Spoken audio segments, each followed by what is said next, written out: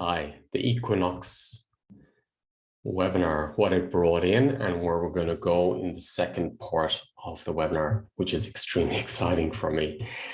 What came in the first webinar, the equinox, which makes so much sense actually when I think back about it, the equinox representing the perfect balance and harmony between light and dark, victim and perpetrator. So in this human field, we're cleaning or transforming or completing old cycles. So we incarnate and reincarnate and reincarnate where we have not developed or integrated the human experience about the victim perpetrator state. So what came in during the webinar was very profound for me, actually, and very logical. So it almost like brought in perfect alignment of self-acceptance, self-love, of integrating our oversoul, our self, and from our deepest root, almost like looking like a laser into the root issues of us, from all our experiences here, of accepting them as an experience.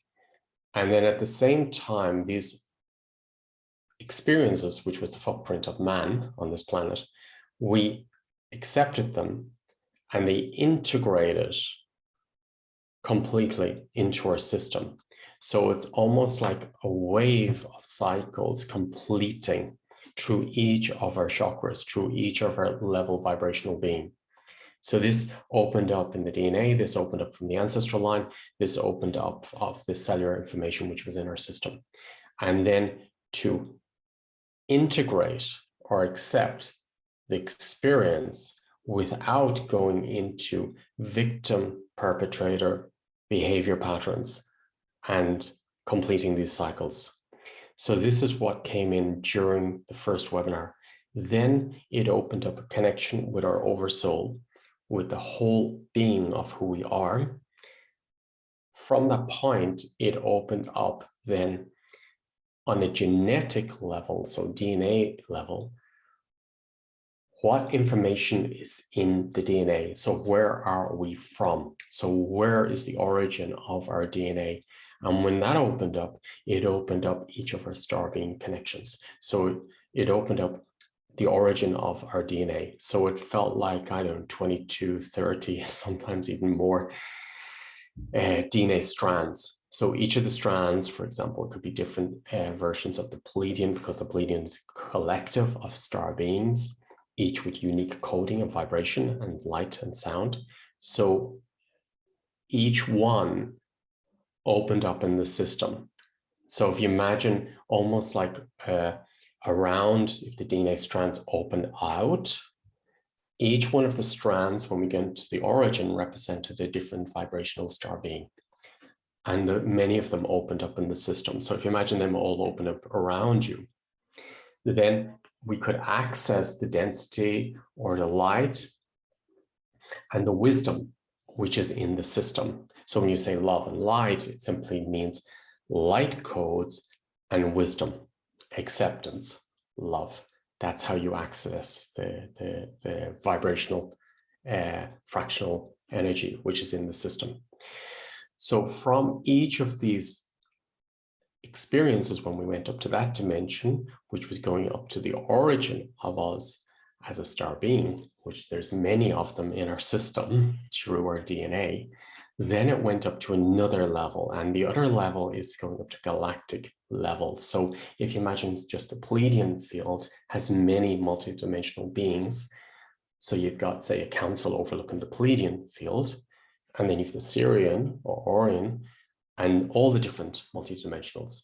But if you see a council overlooking each one, so then it drops, it goes up to another level of consciousness, which is the councils overlooking each of the systems. So you've got another council room there. Then in the center of that council room above again is the God state, is the creator state, which is the pure blueprint of consciousness.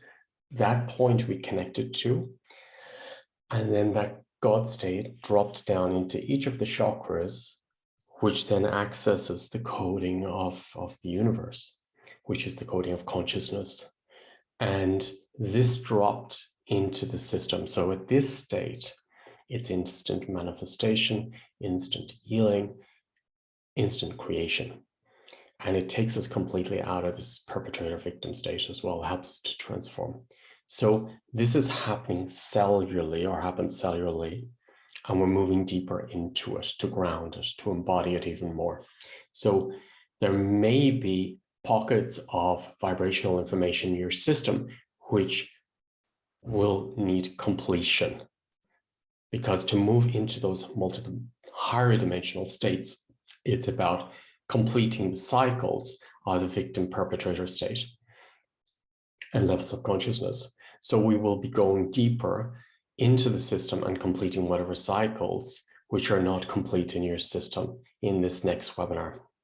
So I'm very excited to open that space, to hold that space, so we can all drop into that space and then open this higher God state of creation cellularly, so we can start manifesting of who we are and our full potential, because in that stage, you're in your full potential and you are a manifestor creator here on Earth. So yeah, if you were not involved in the webinar, you can look at the first recording of the equinox. This will open up the systems for you and prepare you for the second part that we're dropping into on Sunday, or watch them all later at a later date when it resonates with you.